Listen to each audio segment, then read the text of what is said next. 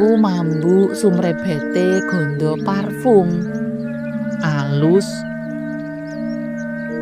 kaya parfum larang regane produk luar negeri.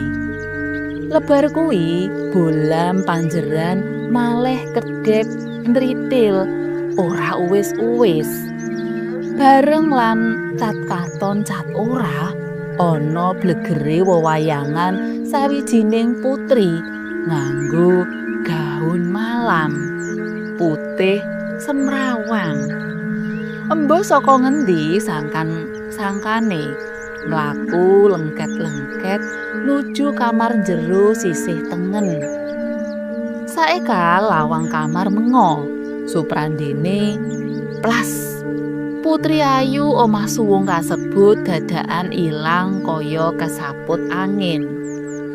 Let sawetara wiwit ngurupake senter mini.